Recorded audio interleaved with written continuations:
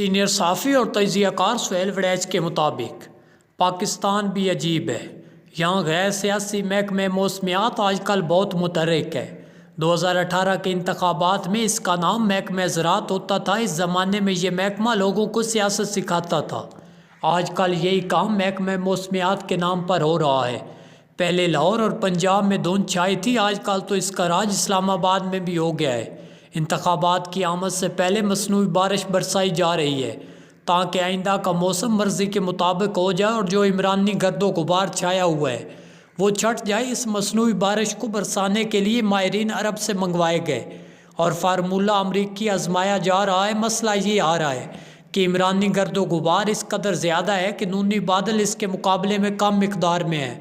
محکمہ موسمیات کوشش کر رہا ہے کہ نونی بادل کی مقدار بڑھے، وہ بھاری پڑے تو بارش برسائیں، مگر نونی بادل ابھی تک انتخابی امیدواروں کی ٹکٹوں کو سجا رہے ہیں، لہٰذا نونی بادل ابھی تک گہرے بادل کی فضا نہیں بنا سکا۔ بادل برسنے والا ہو تو پہلے سے ہی اس کا پتہ دینا شروع کر دیتی ہے۔ محکمہ موسمیات ابھی تک نونی بادل کی گرج چمک پر مطمئن نہیں۔ ایک تو یہ کہ نونی بادل کے بننے اور گرجنے میں دیر ہو رہی ہے، اور دوسرا نونی بادل میں روپے پیسے کی جو چمک نظر آنی چاہیے وہ بھی فی الحال دکھائی نہیں دے رہی۔ بادل کی گرج برس سے بھی عمرانی گرد و غبار چھٹنا شروع ہو جائے گا، مگر ابھی یہ عمل شروع نہیں ہو سکا۔ عمرانی گرد و غبار محکمہ موسمیات کے لیے ابھی تک مشکل بنا ہوا ہے۔ محکمہ موسمیات سب سے باخبر ادارہ ہے۔ تازہ ترین صورتحال کے مطابق محکمہ کے ذمہ داران عدلیہ کے حالیہ فیصلوں سے مطمئن ہیں اور اب انتخابات کی راہ مکمل طور پر ہموار ہو رہی ہے۔ محکمہ موسمیات پر اعتماد ہے کہ انتخابات کے نتائج ان کی توقع کے مطابق آئے بھی تو وہ سنبھال لیں گے۔ انہیں امید یہی ہے کہ نونی بادل کی تیز بارش تو ممکن نہیں، لیکن اس سے زمین ضرور گیلی ہو جائے گی۔ عمرانی گرد و غبار وقتی طور پر بیٹھ جائے گا، تاہم محکمہ موسمیات عمرانی آندھی کے امکان کو بھی مکمل طور پر رد کرنے کو تیار نہیں، لہٰذا آندھی کے راستے میں گرفتاریوں، مقدموں اور نااہلیوں کی رکاوٹیں کھڑی کرنے کی کوشش کی جا رہی ہے۔ عمرانی آندھی چھا بھی گئی تو اس کے 20-25 جیتے ہوئے لوگوں کو توڑنے کی تیاری بھی مکمل ہے۔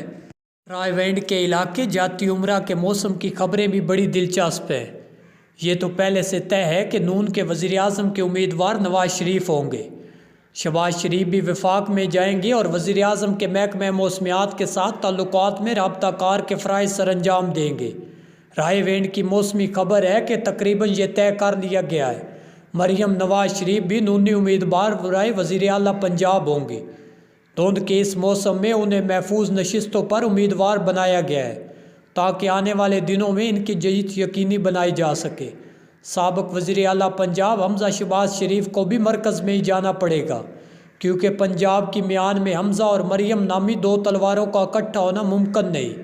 محکمہ موسمیات کو باپ اور بیٹی کا ایک ہی وقت میں وزیر اعظم اور وزیر اعلیٰ پنجاب بننا پسند تو نہیں، مگر انہوں نے مثلاً خاموش رہنے کا فیصلہ کیا ہے، کیونکہ وہ نونی اور عمرانی دونوں کو ایک ہی وقت میں ناراض بھی نہیں کرنا چاہتے۔ خطہ تاجکستان میں موسمیاتی تبدیلیوں نے نہ صرف موسم ہی نہیں بدلے، محکمے کے اختیارات بھی بدل دیے ہیں۔ اس ملک میں محکمہ موسمیات نے سیاسی گلیشیئر پگھلا دیے ہیں، ایسے میں آگے کے ماحول کو بھی محکمے نے ہی سیٹ کرنا ہے۔ IMF زراعت، لائف سٹاک، کان کنی اور معیشت کے اہم ترین پہلوؤں کی ذمہ داری بھی سنبھال لی ہے۔ گویا ریاست کی مکمل ذمہ داری اہل سیاست سے محکمہ موسمیات کو منتقل ہو چکی ہے۔ محکمہ یہ سمجھتا ہے کہ اگر ہم نے یہ ذمہ داری نہ اٹھائی تو ریاست کی معیشت چل نہیں سکے گی۔ محکمے کے سربراہ بڑی تندئی سے اپنا کام کر رہے ہیں۔ انہوں نے اپنا موقف سنانے کے لیے ابھی تک صرف تاجروں اور علماء کو چنا ہے، نہ تو اپوزیشن سے ملے ہیں اور نہ ہی میڈیا کو اپنا فی الماضی بتایا ہے۔ اگر وہ میڈیا سے مکالمہ نہیں کریں گے تو ان کو دوسرا نقطہ نظر کیسے پتہ چلے گا؟ اگر دونوں نقطۂ نظر کا علم نہ ہو تو جو بھی فیصلہ ہوتا ہے وہ یک طرفہ ہوتا ہے، اور یک طرفہ فیصلے عارضی، ناپائیدار اور تباہ کن ہوتے ہیں۔ آندھی، طوفان، مخالف ہواؤں کے تھپیڑوں سے انصافی لیڈرشپ کو جو سیکھنا چاہیے تھا وہ تو نہیں سیکھے، لیکن موسم کی شدت بڑھتے ہی انہوں نے سردی سے بچاؤ کی مہم شروع کر دی ہے۔ بیرسٹر گور علی اور علی ظفر کا یہ انڈیا کے کچھ بھی ہو ہم انتخابات میں حصہ لیں گے دانش مندی کی نشاندہی کرتا ہے۔ جیالوں پر کہ دہائیاں آندھیوں اور طوفانوں کے حملے ہوتے رہے، وہ کبھی سیاسی صاحبان میں چھپ جاتے، کبھی قانونی سائے میں چلے جاتے، کبھی اپنی قیادت میں نام نہاد تبدیلی کر لیتے، جیلوں میں جاتے رہے، قانونی جنگ بھی لڑتے رہے، یوں موسم کی سختیوں کے باوجود پارٹی کی جان بچا لیتے رہے۔ نونی خان آیا تو محکمہ موسمیات کے لاڈلے کے طور پر تھا، مگر جلد ہی وہ بھی موسمی امتحانات سے گزرا۔ پہلے گرج چمک ہوئی، پھر آندھیاں اور طوفان آئے۔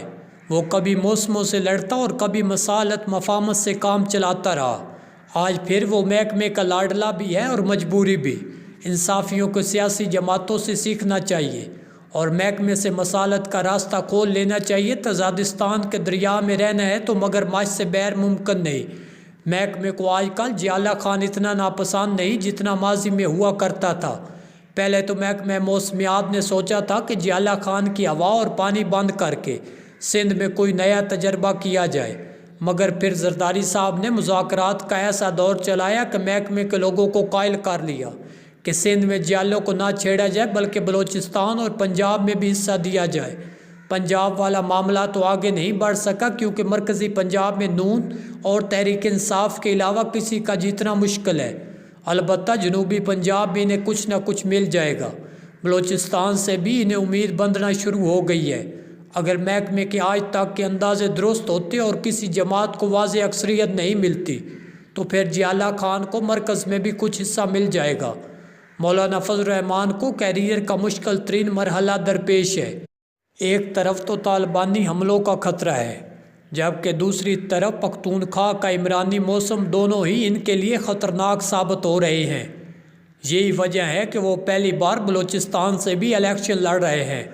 سیاسی موسم محکمہ موسمیات کے کنٹرول میں اور بھی نہیں ہے۔ اگر تو سب کچھ قدرتی حالات پر چھوڑ دیا جائے تو عمرانی برسات جلد تھل کر سکتی ہے، لیکن اگر محکمے نے موسم کو مصنوعی کنٹرول میں رکھا تو پھر نتائج بھی من مرضی کے ہوں گے۔